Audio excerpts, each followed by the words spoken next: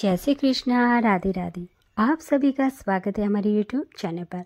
आज हम माघ मास महात्म्य अध्याय 23 का श्रवण करेंगे।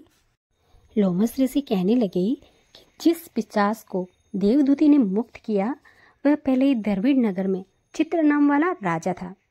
वह बड़ा सूरवीर, सत्यपरायण तथा पुरोहितों के आगे करके यज्ञ आदि करता था। दक्षिण दिशा में उसका राज्य था और उसके कोष धन से भरे हुए थे। उसके बहुत से हाथी, घोड़े और रथ थे। वह अत्यंत शोभा को प्राप्त होता था। बहुत सी स्त्रियों में क्रीड़ा करता था और अनेक यज्ञ उसने किए थे। वह नित्य अतिथियों की पूजा करता था और शस्त्र विद्या में निपुण था और ब्रह्म विद्या भी जानता था। ब्रह्मा, विष्णु, महेश तथा सूर्य की पूजा सदैव किया करता था। वह जंगल में भी स्त्रियों से घिरा हुआ क्रीड़ा करता था। एक बार वह पाखंडियों के मंदिर में चला गया। वेदहीन भस्म लगाए हुए पाखंडी महात्मा बने हुए उस राजा से बातचीत हुई। पाखंडियों ने कहा कि हे राजन, शैव धर्म की महिमा सुनो। इस धर्म के प्रभाव से मनुष्य पाप को काटकर मुक्त हो जाता है। सब वर्णों में शिव मत ही मुक्ति को देने वाला है। शिव की आज्ञा के बिना दान, यज्ञ और तपों से कुछ नहीं बनता। शिव का सेवक होकर भस्म धारण करने वाला जटा रखने से ही मनुष्य मुक्त हो जाता है। जटा धारण करने से तथा भस्म लेपन से ही मनुष्य शिव के समान हो जाता है। इसके बराबर कोई पुण्य नहीं है। जटा भस्म धारण किए हुए सभी योगी शिव के सदृश होते हैं। अध, जड़, निपुषंग तथा मूर्ख सब जटा से ही पहचाने जाते हैं। शूद्र वर्ण के शिव भी पूजनीय हैं।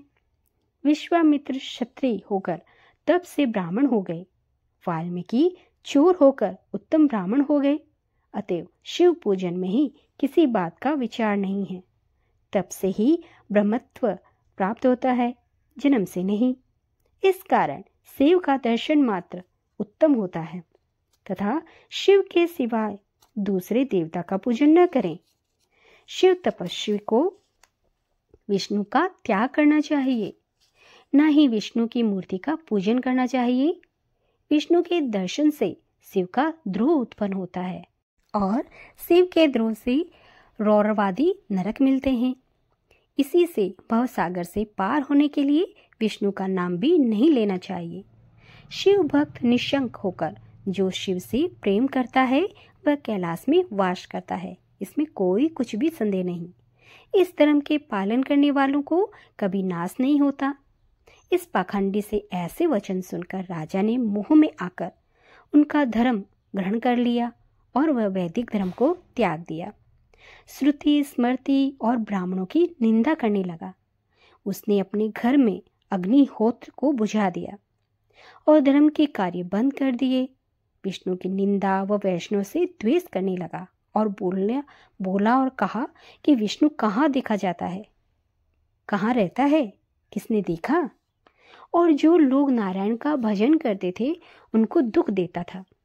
पाखंडियों का मत ग्रहण कर लिया। राजा वेद, वैदिक धर्म, व्रत, दान और दानियों को नहीं मानता था। अन्याय से दंड देता और वह कामी राजा सदा स्त्रियों के समूह में घिरा रहता और क्रोध से भरा रहता। गुरु तथा पुरोहितों के वचनों को नहीं मानता था। पाखंडियों पर विश्वास करता हुआ उनके गांव, हाथी, घोड़े और सुवर्ण आदि देता था। उनके सब कार्य करता, भस्म धारण करता और मस्तक पर जटा रखता था। और जो कोई विष्णु का नाम लेता उसका वध का दंड दिया जाता था। यह डूंडी पिटवा दी जाती थी।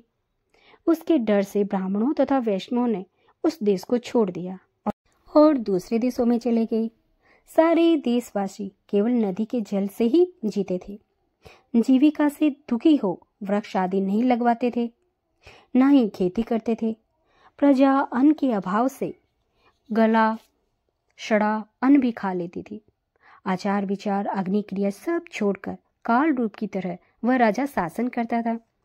कुछ काल पश्चात उस राजा की मृत्यु हो गई और वैदिक रीति से उसकी क्रिया भी नहीं हुई। यह यमदूतों से अनेक प्रकार से दुख उठाता हुआ कहीं लोहे की किलों पर से चलना पड़ा, कहीं जलते हुए अंगारों पर चलना पड़ा, जहाँ सूर्य अति तीव्र था और न कोई छाया का वृक्ष था। कहीं लोहे के डंडों से पीटा गया, कहीं बड़े बड़े दांतों वाली भेड़ियों और कुत्तों से काटा गया। इस प्रकार दूसरे पापियों को हाहाकार सुनता हुआ वह राजा यमलोक में पहुंचा। तो भक्तों, यहाँ पर 23वें अध्याय का समापन होता है। कल हम श्रवण करेंगे 24वां अध्याय। श्री कृष्ण गोविंदे हरे मुरारे, हे नाथ नारायण वासुदेवा। श्री कृष्ण गोविंदे हरे मुरारे, हे नाथ नारायण वासुदेवा। ओम नमो भगवते वासुदेवाय। ओम कृष्णाय वासुदेवाय हरिये परमात्मने प्रणत क्लेशनाशाय गोविंदाय नमो नमः। ओम कृष्णाय वासुदेवाय हरिये परमात्मने प्रणत क्लेशनाशाय गोविंदाय नमो नमः। ओम कृष्णाय वासुदेवाय हरिये परमात्मने प्रणत क्लेशनाशाय गोविंदाय नमो नमः। हरे कृष्णा। राधे राधे।